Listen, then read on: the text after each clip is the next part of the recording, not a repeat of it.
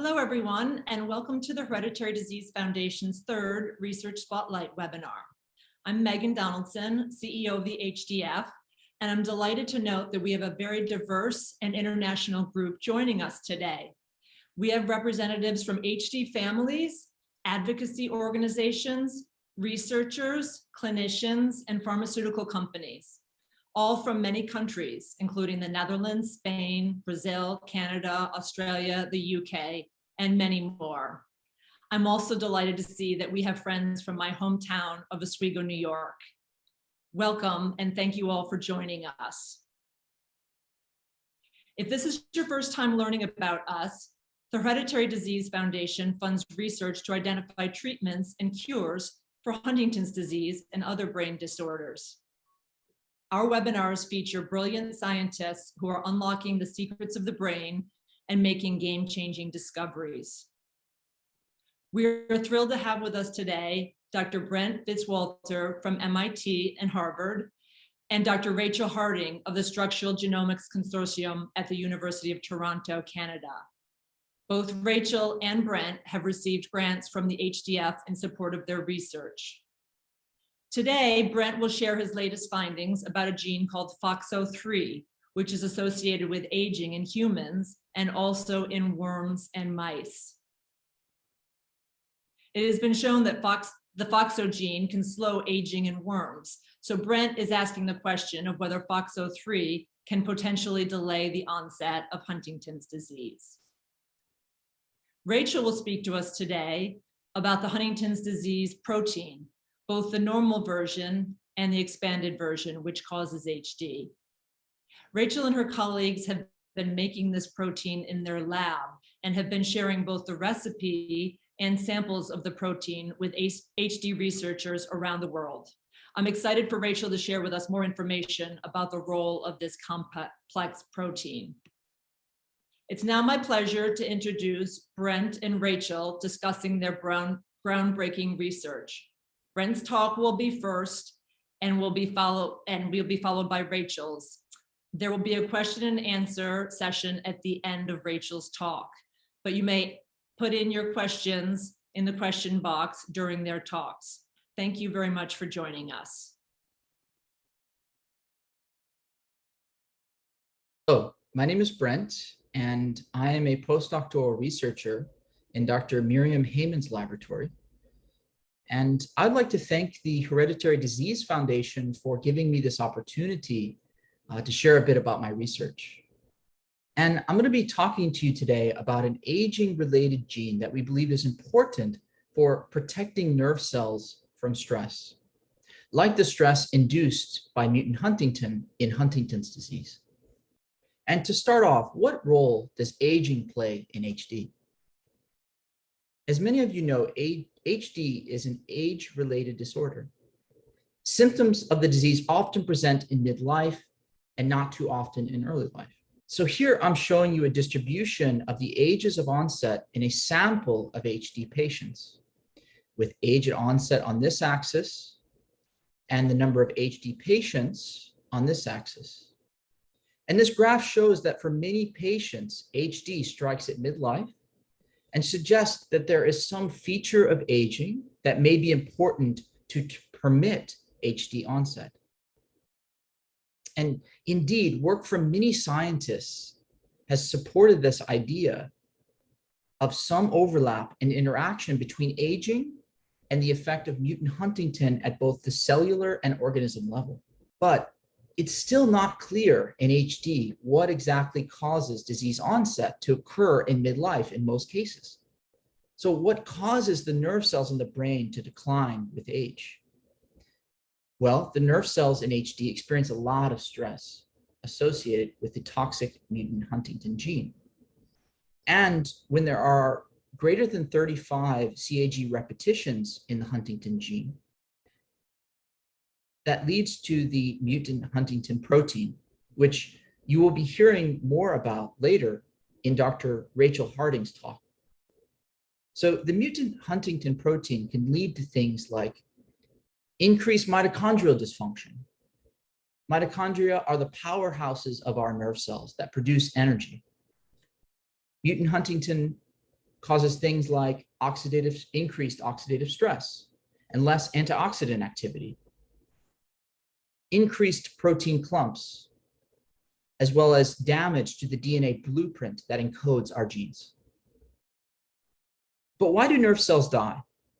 Why can't nerve cells overcome this stress associated with the mutant Huntington gene? Well, it's possible that when we age, nerve cells are less capable of overcoming the stressors associated with the HD gene. The nerve cells in our brain are constantly performing daily tasks to properly function. So imagine a new house. It requires a lot of housekeeping and maintenance, mowing the lawn, painting the siding, clearing the gutters, and the nerve cells in our brain do very similar tasks. Nerve cell maintenance, if you will, in order to stay healthy and function properly in our brains. But the nerve cells in HD are unable to maintain those daily tasks, and they decline with age and in the presence of mutant Huntington due to the stressors we just talked about. So how do we find genes that can delay nerve cell decline in HD and hope to, in the future, make therapies for HD? Well, one gene I will tell you about may hold promise, and it was first studied in worms, but not the type of worm you may be thinking of. So scientists use this type of worm called C. elegans to study aging genes. And like humans, these worms also age, but they only live for about 2 to 3 weeks. So these worms are about the size of a comma in a sentence. And here I'm showing you, they were put under a microscope. And on the left, you can see a very agile and active worm, kind of like Sydney McLaughlin winning gold in the 400-meter hurdles at the Tokyo Olympics. And on the right, you can see that these worms actually age and become less active and more docile with age, kind of like the elderly gentleman I'm showing here. And since these worms only live for about 2 to 3 weeks, scientists use them to study an accelerated version of aging. So instead of waiting for a mouse or a human to age many, many years, they use these worms that only live for about 2 to 3 weeks. And importantly, prior experiments in these worms identified a gene called FOXO that caused these worms to live twice as long as normal worms and slow aging. And so the FOXO gene can dramatically slow aging in these worms. And what if I told you that this FOXO aging-related gene is also present in different animals, including humans? So the FOXO gene has been linked to lifespan extension in flies, in mice, and even in humans. And because FOXO is present in all of these organisms, worms, flies, mice, and humans, this must mean that the FOXO gene is important. And there have been studies in humans showing that the FOXO gene, or it's called FOXO3 in humans, is associated with human longevity. Like this study. This study took average-aged and long-lived Japanese American individuals and looked for small changes in their DNA blueprint. They found that, surprisingly, small changes in the FOXO3 gene, the DNA blueprint, was associated with long-lived individuals compared to the average-aged people.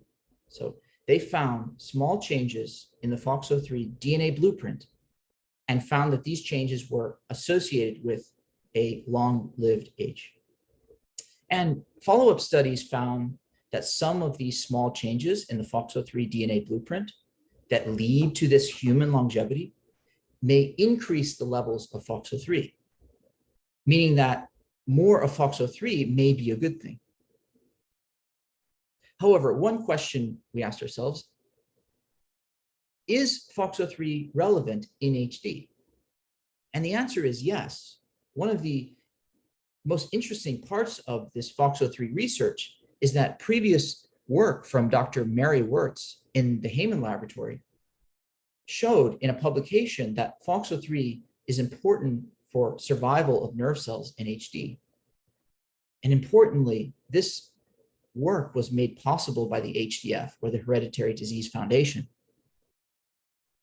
And although there were very many important genes that came out of this genetic screen, I wanted to build on this work that found that FOXO3 specifically is important for protecting nerve cells, and to see if FOXO3 can alter the progression of HD. And I should mention that in addition to Dr. Mary Wirtz's work, there have been other scientific publications that point to FOXO3 as an important gene for protecting nerve cells in HD. Work from Dr. Christian Neary's group has also indicated that FOXO3 is likely important for nerve cell protection in HD. And so why FOXO3? Well, as I've been telling you, FOXO3 has been previously associated with Huntington's disease. It's been previously associated with aging, and it has been independently identified in that screen as important for nerve cell protection in a mouse model of Huntington's disease. And you may be wondering at this point how exactly FOXO3 can protect nerve cells. So here I'm showing you a cartoon of a single nerve cell found in the brain. And here is where the DNA is stored. This is called the nucleus. And you can see that FOXO3, the protein, hangs out away from the DNA in the nerve cell. However, when the nerve cell experiences stress, FOXO3 goes into the nucleus and acts like a conductor to switch on different types of genes. And just as a conductor tells different instruments when to play and by how much, FOXO3 tells different genes when to switch on and by how much. So think of FOXO3 as this conductor and the instruments as the different protective genes. So FOXO3 protects nerve cells from stress by switching on genes that protect from protein clumps, protect from oxidative stress, and protect from DNA damage. And so here I'm showing you an actual example of a nerve cell found in the brain that we can visualize with a very high power microscope. And we can use tools that cause only FOXO3 to light up, as shown here in red. And so this is what FOXO3 looks like in a healthy nerve cell. It's hanging out all over the nerve cell and standing on guard, waiting for stress to come along. And on the right, you can see what happens when the nerve cell experiences stress. FOXO3 goes into the nucleus and conducts this orchestra of genes to resist the stress associated with the stressors we talked about. So FOXO3 acts like a first responder to cellular stress. However, in HD, FOXO3 is not responding to stress like normal for some reason. It's almost like the conductor has left the stage and is no longer conducting the orchestra of genes needed to overcome the cellular stress of mutant Huntington.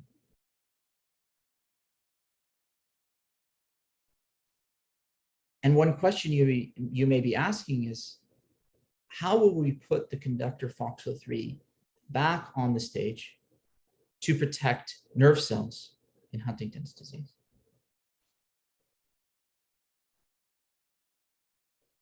And so here I'm showing you how we will test if FOXO3 can protect the nerve cells in a mouse model of Huntington's disease. As you may already know, there are many mouse models of Huntington's disease that show HD-like symptoms over time, kind of like shown here.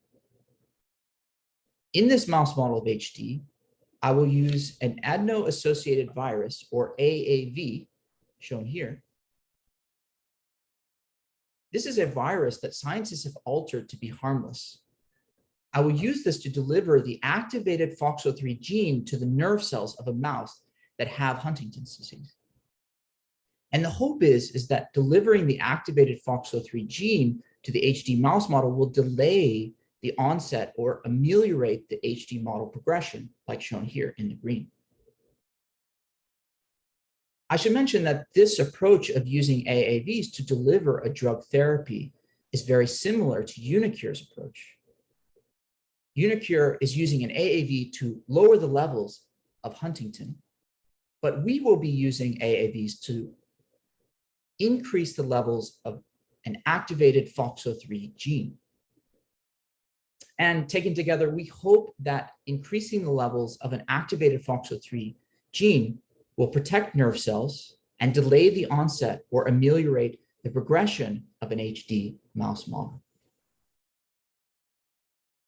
And so here I'm showing you an image inside the mouse brain where you can see that we were able to use this AAV gene delivery system to deliver to individual nerve cells. So each one of these green dots you see here, here, here, here, and all over this image, this is a nerve cell that has received this AAV gene delivery system. And although these data are preliminary and experiments are ongoing, we are very eager and excited to continue these studies to test if the FOXO3 gene delivery system delivering an activated FOXO3 gene can delay the onset or ameliorate the HD progression in mice. And so in conclusion, FOXO3 is associated with human longevity and may protect nerve cells in HD. And FOXO3 normally acts like this conductor to switch on genes that are important for nerve cell survival under stress. But for some reason in HD, we believe that this function of FOXO3 is impaired. And thus restoring an activated FOXO3 gene may hold promise as a gene therapy-based system to protect nerve cells in HD. And with that, I would like to thank my postdoctoral advisor, Dr. Myriam Heiman, and all the members of the Heiman Laboratory, as well as David Hausman and Christopher Yang, for getting our lab started in using AAVs and also sharing those critical reagents needed for AAV production. And I would like to also thank the collaborators on this FOXO3 related project, Dr. Christian Neary and Dr. Yamamoto. Hello, everyone. It's my great pleasure to be talking to you today. My name is Dr. Rachel Harding, and I'm going to be talking to you about my research, which is focused on unlocking the secrets of the mysterious Huntington's disease protein. So I am very lucky to work in the lab of Professor Cheryl Arrowsmith, who is a professor at the University of Toronto. So more specifically, I work at the Structural Genomics Consortium, which is a not-for-profit public-private partnership. And we're really focused on open science and sharing knowledge and sharing resources with the global community of people who are working on human disease. And so you will normally find me beavered away in this building over here, working at my bench, trying to do some experiments on the Huntington protein. So just to recap something which is probably familiar to a lot of people on this call is what is the cause of Huntington's disease? So we all have copies of the Huntington gene, and in people who don't have Huntington's disease, their version of the gene is unexpanded and it encodes the recipe to make a normal version of the Huntington protein, which works nicely, and they will have healthy nerve cells which work very well. But for people who have Huntington's disease, their version of the gene will be expanded. And it's expanded in this region, which is the repeat of a CAG signature at the very beginning of the gene. And if you have more than 35 repeats, then you are normally diagnosed with Huntington's disease. So this expanded version of the gene then encodes a recipe for the expanded version of the Huntington protein. And when your body makes this expanded form of the Huntington protein, you will start to get symptoms of Huntington's disease. And so this is nerve cells not working properly, as well as a huge number of other things that we know are characteristic of Huntington's disease. So something that has puzzled scientists for a very long time now is trying to understand, well, what are the differences between these two forms of the Huntington protein? So we have the normal version and the expanded version. And essentially what a lot of people are trying to do is a kind of spot the difference. What's going on at the molecular level, which makes these two proteins so different, one of which works really well and is important for nerve cell function, and the other one which is not working so well and causes people to get very, very sick. So when we're trying to understand protein molecules, this is kind of a very complicated process because we're talking about trying to understand things which are really, really, really tiny. So if I was standing in front of you, if this was a live lecture now, you would know that actually I'm 2 meters tall. And then as we scale down to the next level, my brain is about 15 centimeters across. And then as we go from the next level down to the cells that make up my brain, these are only 20 micrometers long. But a protein molecule is significantly smaller than that and is only 5 nanometers across. So trying to understanding these scales is actually quite difficult. So if I were to, example, hypothetically make this nerve cell, which is already microscopically small, if I was going to make that as long as I am tall, so I made this nerve cell 2 meters long, this protein molecule would only be the thickness of my fingernail. So really, really, really tiny, even when we do this huge magnification. And working on things that are really tiny is actually very difficult, but I'm very lucky at the SGC that we're always working on very small protein molecules. And we've got a great team of folks who are able to help us do that. And so specifically for the Huntington protein, what we wanted to do to be able to make these samples is we need to be able to take the Huntington protein recipe. And so this is Peter in the lab who took the Huntington protein recipe and put it into this tool, which allows Ashley and Alma, who are at the next stage of the whole process, can take this tool and then use it to make the Huntington protein. And once they've made the Huntington protein, they give me the samples to purify them. So we end up with this really nice sample of either the unexpanded or the expanded forms of the Huntington protein that we can then use to do lots of different experiments with. But these tools are really quite helpful, we think, to not just us, but also to other people who want to study the Huntington protein around the world. And so what we did is we shared these tools through a company called AdGene, and they share the tools that we made with all of these different people. And this is just showing you where all the tools went around the world. And there've been more than 200 samples of these tools that have been shared so far. And that's really awesome, I think, because Huntington's is a rare disease.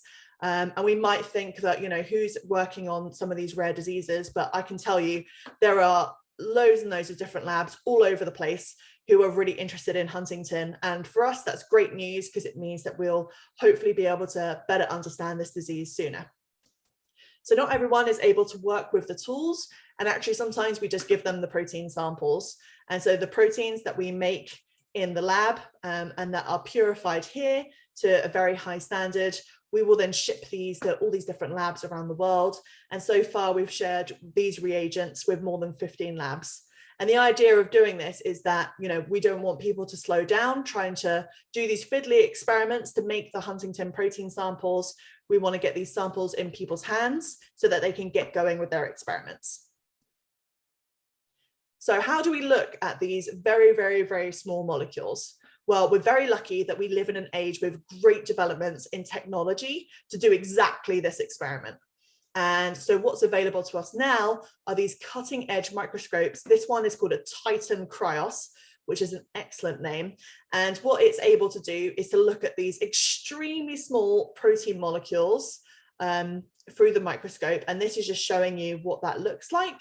So each of these little blobs here, that's a single protein molecule. So it's amazing that this microscope is able to basically zoom in and give us this really detailed picture of what the protein molecule looks like. And then with this kind of data, scientists are able to build 3-dimensional models of the Huntington protein and other proteins. And we're hoping that this is going to help us better understand Huntington's disease. So even within the last few years, things have come a long way. So in 2018, we got the very first glimpse of what Huntington looks like.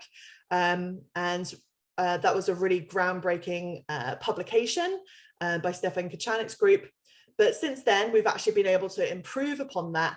And we now have this higher resolution model of what Huntington looks like. And when I say higher resolution, this is a bit like having things come into focus when you put on a pair of reading glasses, for example. So you can really see the fine details rather than just the overall shape or pictures of things. So now we've got the Huntington protein, we know what it looks like, but what is it actually doing? And trying to work out what's going on there is actually very hard. The Huntington protein is quite difficult to work with for a number of different reasons. And so first of all, interestingly, I think, is that Huntington is one of the biggest proteins that the cells in our body are able to make. It's actually 7 times larger than the average human protein, which is pretty fantastic. It's extremely sticky, so it actually binds on to lots and lots of different molecules within the cell. So it's not really clear what that means just yet. And it's also just quite pesky and difficult to work with. So it's just an all-round, very challenging protein target for us to work on in the lab. And one of the reasons is that it's very likely that actually the Huntington protein doesn't just have one job when it's working in nerve cells. It probably does lots and lots of different things. And so we can kind of think of it as a Swiss Army knife where it has all of these different functions all within the same tool. Maybe Huntington is like that. It's this one molecule, but actually it can do lots and lots of different stuff. But we do have some indications of what Huntington can do.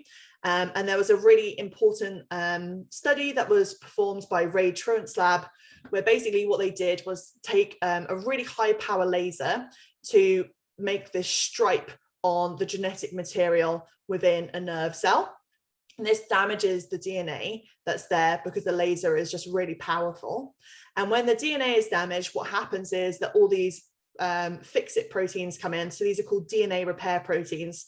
And they're basically the tools in the cell which are going to help repair the DNA. And we know that those will come along, and they'll come along to where the DNA is damaged along this stripe. But what was interesting is when they looked at this under the microscope to see what the Huntington protein does in this experiment, they could see the Huntington protein was also gathering along this stripe. And this means that maybe Huntington is doing something to do with DNA damage repair.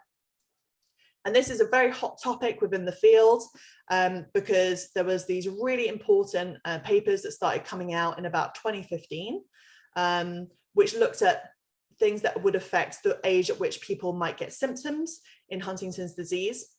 So a concept that might be familiar to a lot of people on this webinar is that the longer your CAG number, this means that the earlier you will start to get symptoms in life. But what we also know is there are some people who will have symptoms very, very late and others very, very early, even though they actually have the same CAG number.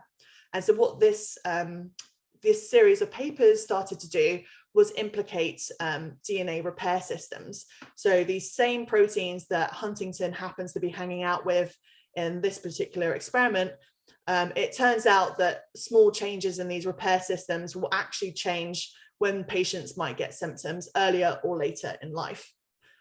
So this is all kind of adding up and pointing towards Huntington doing something to do with DNA repair. The other thing that we noticed in the lab is when we're making these Huntington protein samples is that we actually pull out a ton of genetic material as a sort of contaminant within these samples before they're fully purified. And so when we look in here, we can see lots and lots of different types of genetic material are actually within the samples that we're making. So maybe Huntington is doing something to our genetic material. So what we wanted to do in the experiments that we have currently underway is to try and look at exactly what kind of genetic material the Huntington protein is able to bind.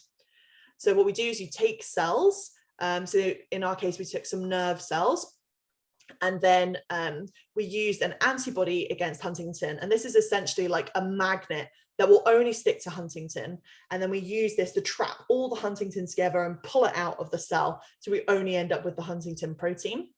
And then from this, we can see what genetic material comes along with the Huntington protein. And then we use sequencing to work out the code of the genetic material that is bound to the Huntington protein. And the idea is that if we know what the code is, then we can understand what these pieces of genetic material might be doing. And this will give us some kind of insight into the function of the Huntington protein.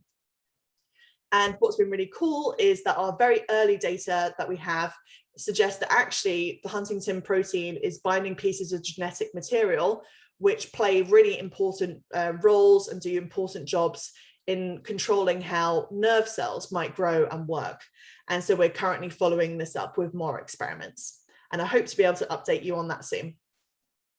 Finally, I'd like to thank all the folks who have contributed to this project. So Hanson Hay Lab at the University of Toronto, who are doing RNA sequencing, and the lab of Christopher Pearson at Sick Kids, who have been involved within this project for a while with us now. The people at the NCI in the States who are doing all the cryo-electron microscopy. And then finally, Cheryl's two labs, SGC and UHN labs, in Toronto, with all these folks who have been really helpful and pushed this project along. Finally, I would like to thank all the funders of the SGC and the HDF for their funding and support of this project. Thank you very much.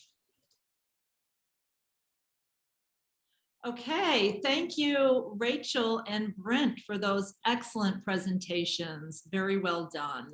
Thank you.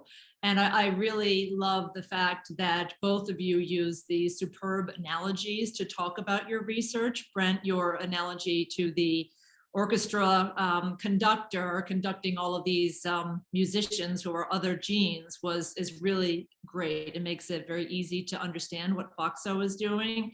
And Rachel, your analogy to the Huntington protein acting as a Swiss Army knife with all these other different functions that we don't entirely know what they are yet, very interesting. So thank you both very much. One last thing I wanted to comment on before we start with the Q&A is just the fact that both of you pointed out just all of the different researchers from around the country and around the world who you are working with. And Rachel, especially in your case, the fact that you are sharing the tools for making the protein as well as the protein itself with labs around the world so that they can just skip that step and get on with their research in Huntington's. That is just so important. It's such a great point for all of our constituents to understand. So thank you, and I will get started with the questions and answers. And audience members, please do send in questions. We have as I pointed out earlier, we have a really diverse mix of participants here from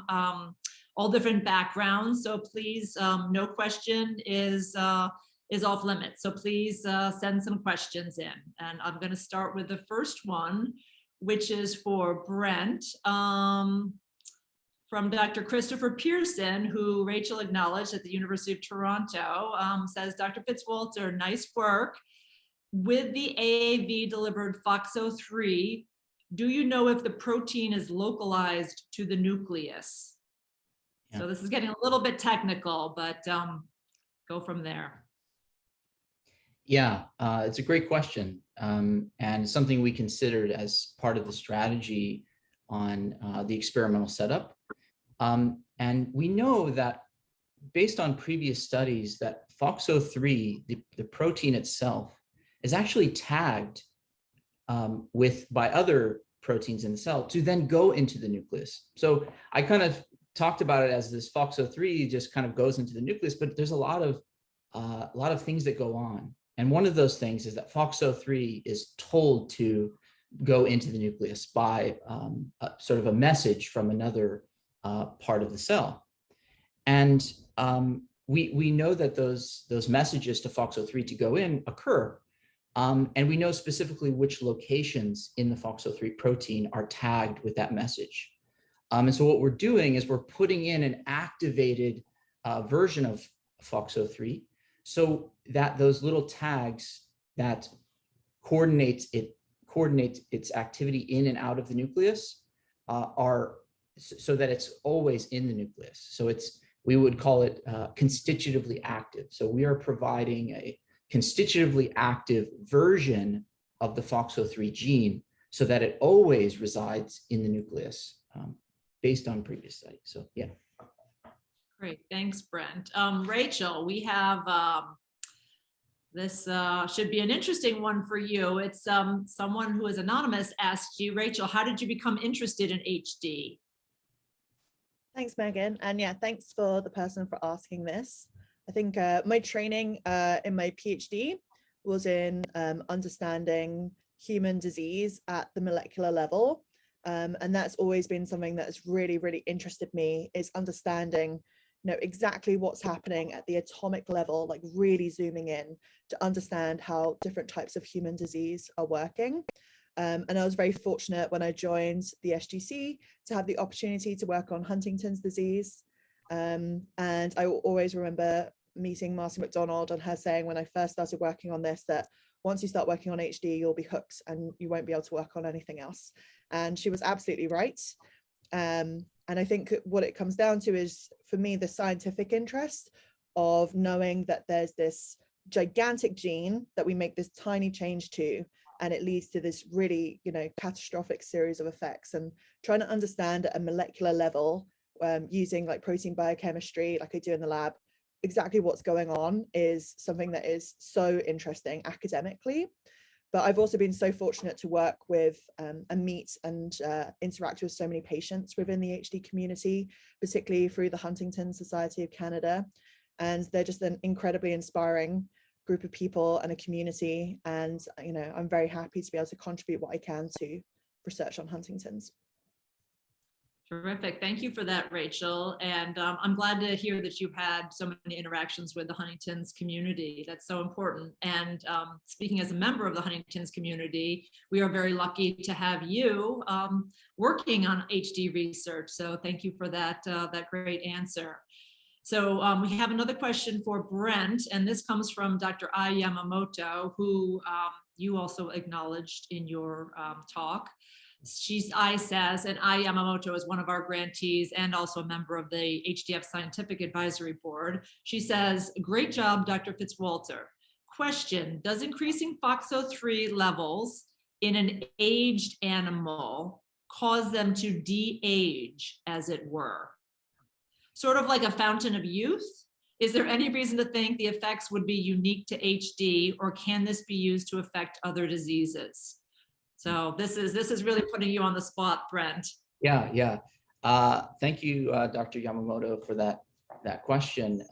And some of the studies where Fox03 was shown to contribute to lifespan extension in organisms such as the fly were overexpression studies of Fox03. And we're trying to get closer to having molecular readouts of aging associated processes. So, in the case of Fox03 biology, we're trying to understand what really is a molecular marker for aging, and to answer the other question of could this be something useful for diseases in addition to HD, it's certainly, it's a possibility. And I think that, testing it in an HD mouse model first would be a great sort of demonstration of Fox03's ability to protect nerve cells in HD. So experiments are ongoing, and I hope to be able to answer that question with more and more data comes in. So. Great, thank you for that, Brent. We have a question for Rachel, and actually I'd love to hear both of your perspectives on this from an anonymous attendee, which says, wonderful work, Rachel. What would you say to HD families about the future of HD research?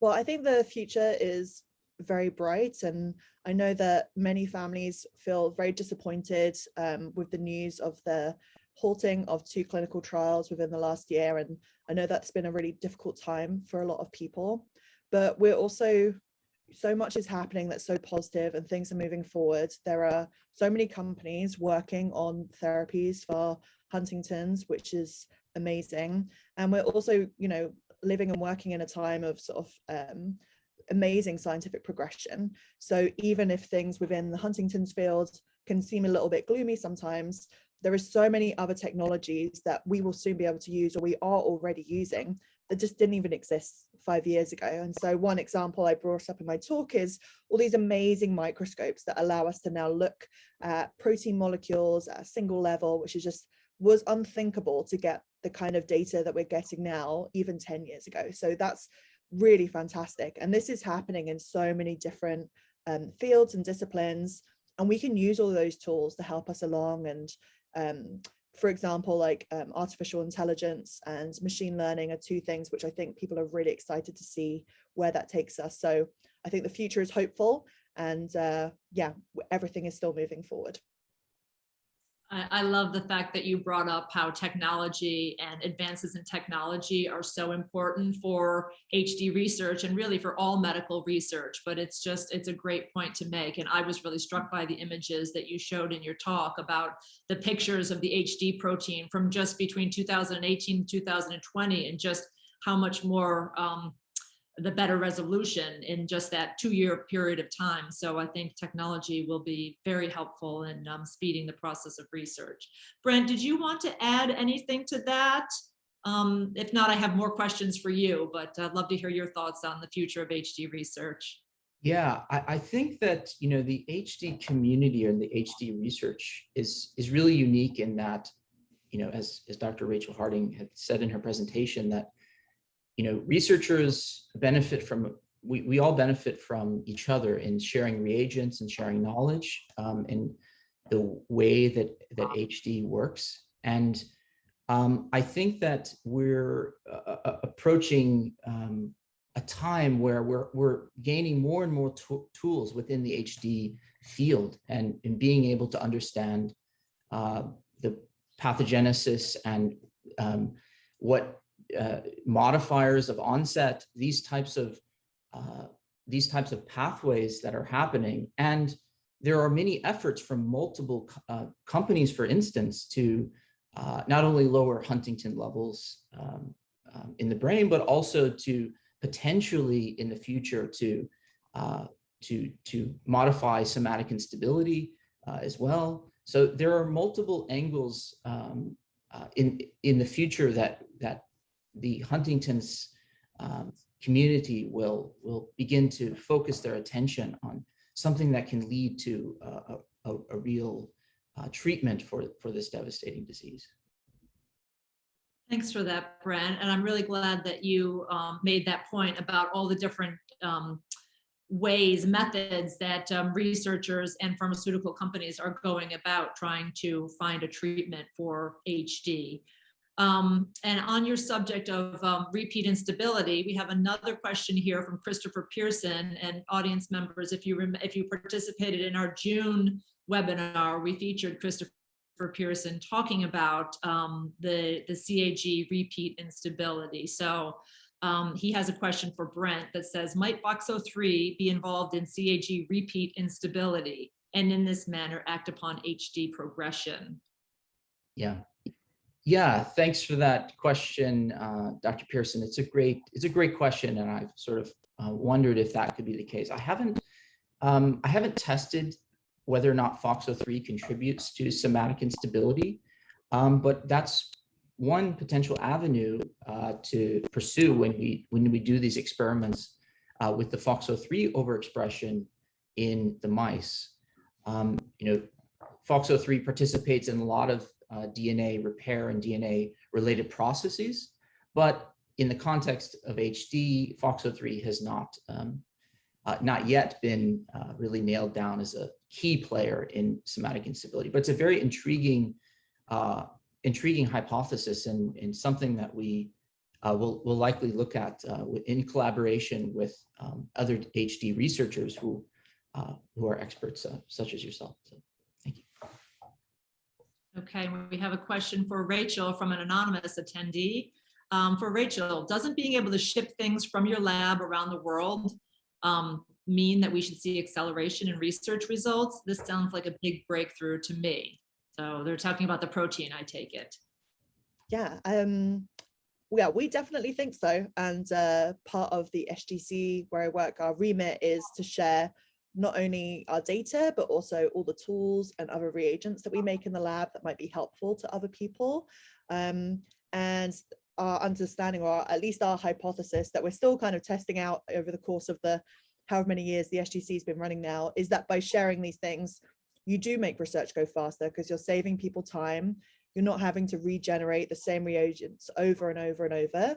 And we're also not wasting money from funders to repeat the same thing over and over again. So it should be beneficial to everyone.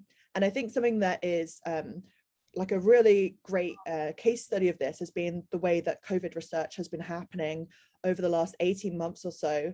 There was a very conscious decision by the global research community that COVID research should be done as openly as possible in order to speed it up.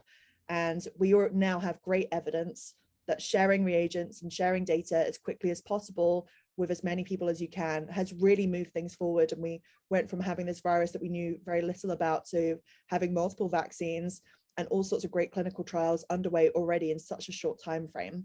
And it would be amazing if we could apply that same ideology to other research fields and other disease research, in particular like Huntington's.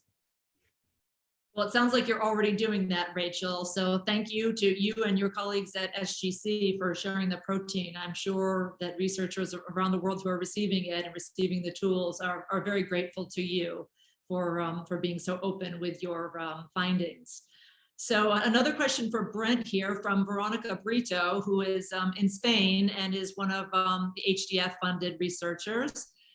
She says, Dr. Fitzwalter, since Fox03 could induce both survival, but also cell death, promoting longevity, is it possible that overexpressing Fox03 could induce more death of specific neuronal types than survival? Yeah, it's a great question. Many researchers have studied Fox03 in other contexts outside of HD as well as in HD. And Fox03 can have both pro-cell death and pro-survival roles.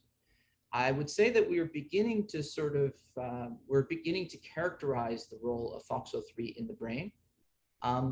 We have not fully elucidated the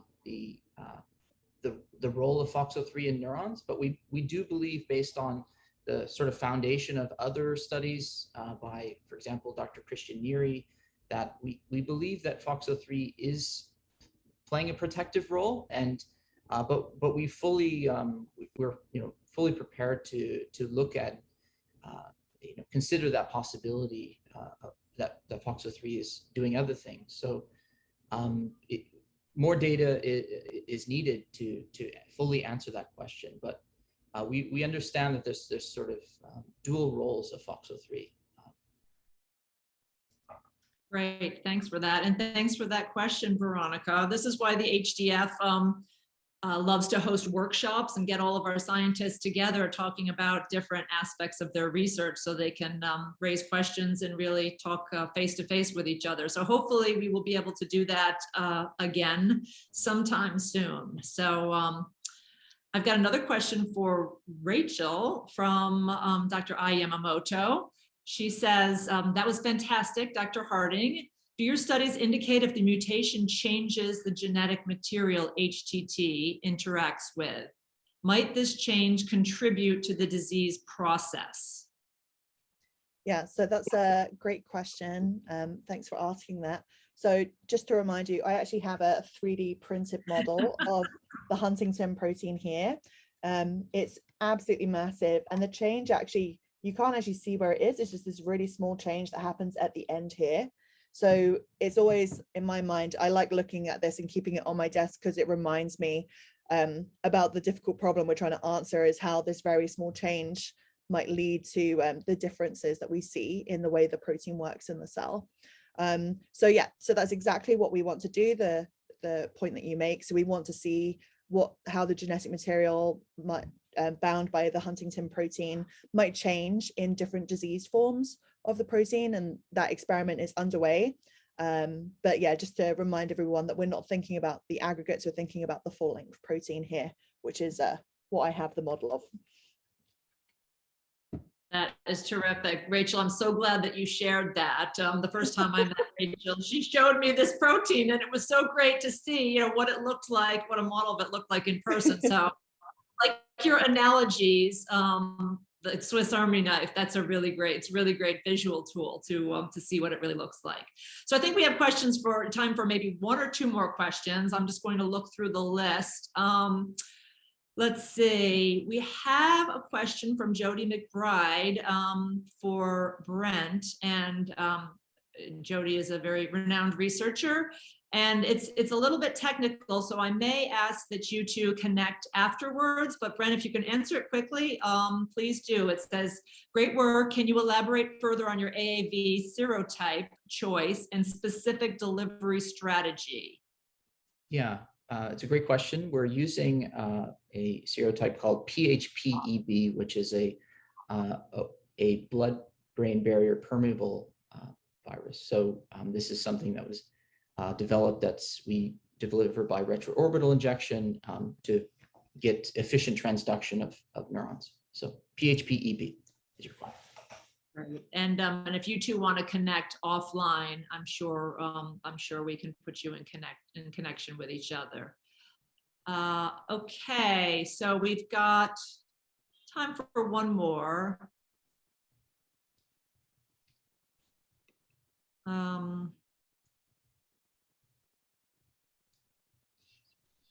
How about for both of you? Okay. And I think you answered it a little bit earlier, but I'm just going to have you give any closing remarks you might want from an anonymous attendee. For both, how do you as scientists remain focused and optimistic for such a long time? We've had so many disappointments in the HD community. Is HD more complicated than other diseases? Rachel, do you want to go first? Sure. Yeah, I think HD is a complicated disease, but I think all human diseases are. There's very rarely a simple human disease. So, and this is what scientists are setting out to do, is to try and break down the complexities of human biology. But that's also what keeps us motivated, right? So when we're working in the lab and you sometimes get those first data points which look so interesting, and you feel like you've got something in your hands or something that you found out that maybe no one else has ever found out before. That is an incredibly motivating thing to keep you going in the lab and keep trying new experiments and pushing forwards. But again, I would bring it back to the fantastic interactions that I've been fortunate to have with the patient community, and meeting all these people who are living with the disease or have the disease within their families, and their motivations to keep moving forward all the time with their lives, and to be positive and to raise money for HD research and everything else that they do. And also knowing so much about Huntington. Sometimes I feel like they know more than I do about a lot of stuff. So that's very inspiring and very motivational. And I think we're very lucky within the HD community to have that great connection with the patient community, but also great camaraderie amongst the scientific community and the clinicians and also the companies. Everyone is working together and it's set out towards a common goal. And that's also very motivating to be in this friendly but driven environment. Great, terrific. Thank you, Rachel. Brent, do you have anything further to add to that? Yeah, I would really second what Rachel said about this sort of coherence of the HD community, and it's really inspires you to really take your research to the next step and really keep striving for understanding this disease. And I think that what keeps us going is that coherence, as well as just the curiosity of science and research and how the world works, and how this disease manifests. I'm excited for the research that's ongoing, and part of that in part thanks to the HDF and the funding that they provide to these types of projects. And thank you to the donors who have contributed. It really makes understanding HD and finding a cure for HD in the future really possible. So I think I'll leave it at that. Yeah. Great, thank you. And this is going to conclude our Q&A. I want to make the point, there are a few questions that we didn't get a chance to answer. And if you left your email address, I know we have a few of your email addresses, I can request that Brent and Rachel answer those questions offline. So please give us your email address if you have it. And just to conclude, the Hereditary Disease Foundation would like to thank our sponsors, Triplet Therapeutic, who underwrote the Research Spotlight webinar series. And we'd also like to thank Unicure and Vico Therapeutics for sponsoring today's webinar. Thank you, Brent and Rachel, for your extraordinary research and the time you've spent with us today. With the valuable scientific insights we gain from your research and that of your colleagues around the world, we're better able to serve the patients and the families with Huntington's disease. Thank you also to all of today's attendees for meeting, learning, and sharing with us. And please stay tuned to meet more of our scientists and HD families and patients as we host our annual gala on November 18th at 7 p.m. EST. And we will begin a new series of webinars in early 2022. So thank you everyone for joining us. And thank you again, Rachel and Brent. This has been terrific speaking with you today.